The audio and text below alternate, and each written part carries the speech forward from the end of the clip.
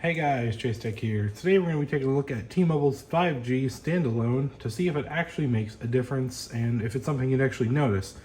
Here I have queued up Mint Mobile, which does have the 5G standalone and voice over 5G standalone toggle.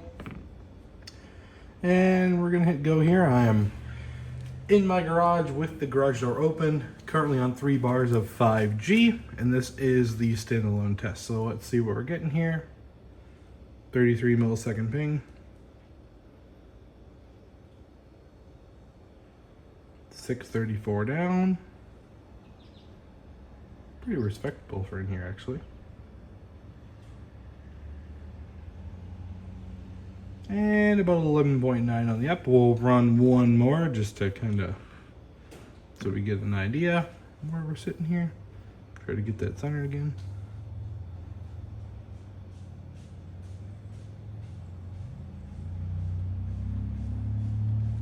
We're inching up there, 600. Good respectable speeds, 620.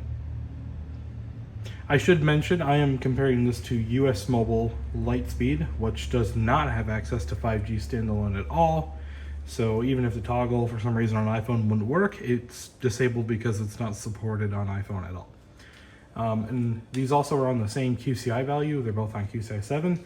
This is Mint Mobile Unlimited, and US Mobile is the US Mobile Starter, but they're both on QCI 7 at this moment. So let's look back here. So we got, sorry, I have a lot of tests, so it takes forever to load. 634 down on the first test, 620, and then margin of error. Let's go ahead and switch to US Mobile and see what we're getting there. We'll switch to US Mobile. We'll go USM only, and we'll give this a second to switch. Here we go, US Mobile 5G. These are both using N41, but they do not show the 5G UC icon, and we'll use T-Mobile servers for both. 29 millisecond ping. And we're right up to 600. 630? 640? 650? 657 down. This is turning out to be more fair than I thought it would be. I'm actually kind of surprised. Okay, so 29 millisecond ping, 657 on the down, 13.1 on the up, and of course we'll run one more. We are going to T-Mobile's own server, so it's possible there is some kind of priority there, but it shouldn't matter because we're on the same network, so whatever priority there is, the other provider should get as well. So.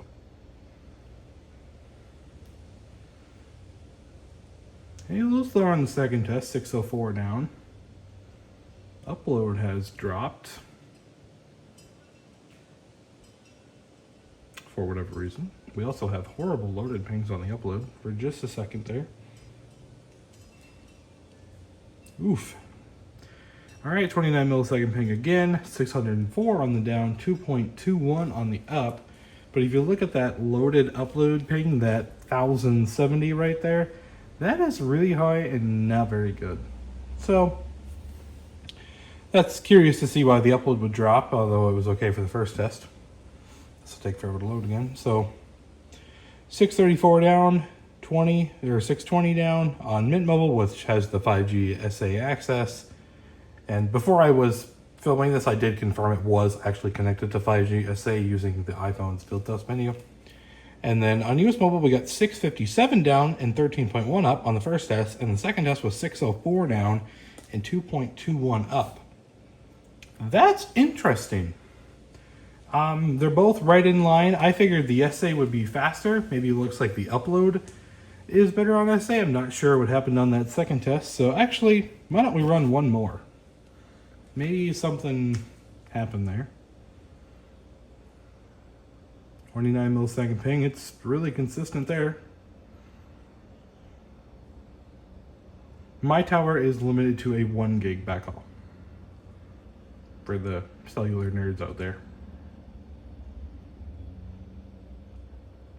645 down. Whoa, here we go. 17 up. 16.